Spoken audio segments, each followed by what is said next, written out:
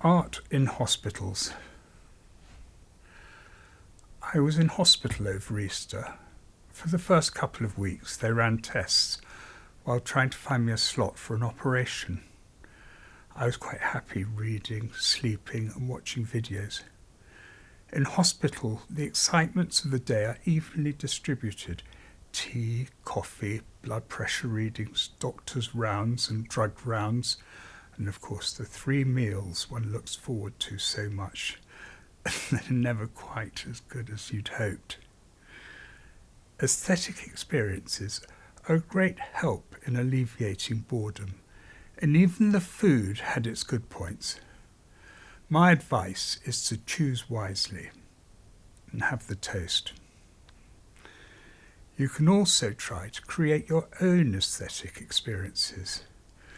Whenever I felt a spurt of energy, I'd do a drawing.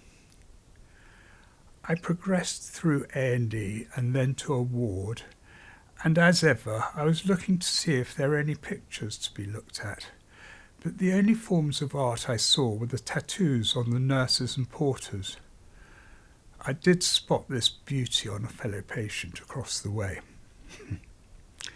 Later on, as I was wheeled over to other departments for a few tests, I started to see pictures in the corridors by local artists, and I'd get the porter to stop for a second so I could have a proper look. The corridors and passageways between the wards are cold, unwelcoming-looking places that remind me of Stasi prisons in films I've seen. But with pictures hanging them, it's a completely different matter. These are real paintings, done by actual people, not prints produced by machines, and I think the human connection is very important here. Then I started to crave a trip to a museum or gallery to see something finer and less predictable. And although I was trapped in my bed, we had surprisingly good internet, so I started to take some short virtual tours around the world. There's a show on at the moment of Guido Reni.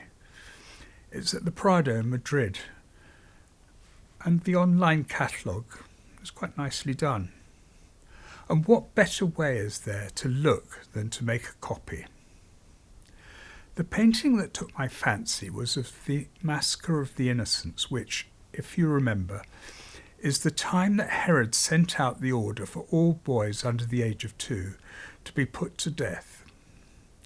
It's possible that the story is untrue, but it helped me nonetheless, remembering that although I have been in serious discomfort after a major operation, in a short time this will pass, and seeing the dead boys and their distraught, grieving mothers puts my troubles into perspective. It's important to count your blessings when you're ill. Paintings of the martyrdom of saints and the tormenting of Christ at the crucifixion were hung in churches for all to see, that they could perhaps get a sense of perspective on the harsh conditions that people lived in the Renaissance and that they had to endure. It doesn't matter that the Massacre of the Innocents may not have been a true story. This story stands for all atrocities. Atrocities were committed in the past, are committed at the present, and will be committed on into the future. It's an unfortunate aspect of life itself. I've always been a fan of genuine art on hospital walls to brighten the lives of patients and visitors and people who work there. The charity Art in Hospitals has a large collection of art they lend out to hospitals around the country. It was started in 1959 by the actions of one man, Sheridan Russell. So I got a few friends of mine, Epstein and Matthew Smith and people like that, to lend me their paintings. And I stuck them up all over the hospital. And at first I had quite a lot of trouble, but eventually it was approved. Yes. And it was going very well, so well that the Nuffield Foundation got interested, and have allowed us to start a thing called Paintings in Hospitals. The best things are often started by mavericks, don't you think, rather than by committees. And this looks to me like a case in point. No offence to important committee members out there. I'm sure you're doing a great job.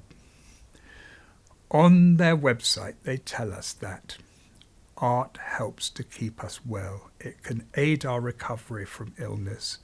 It can support us to live longer, better lives. In fact, these claims are backed up by a number of studies. But while it is true that you would do well to be thankful for your blessings in life, you still have the other side of the coin to consider. A positive state of mind is a great aid to healing. Talking or thinking only of bad things or tragic events can make your whole outlook on life negative. When I went for one of my x-rays, I saw a rather enjoyable painting from the 1980s. I made out a signature of R.S. Rice. It reminded me of the lovely drawings by Edward Ardazoni that I saw as a child, particularly in books that I'd read, and that was really cheering. In my imagination, I can wander the streets of a pretty market town somewhere in the west of England, and it's done me a power of good. Gratitude and appreciation of beauty seem to be bound together in this situation. In case you're wondering, I had a small heart attack 4 weeks ago, a quadruple bypass 2 weeks ago, and I've been home for a week now.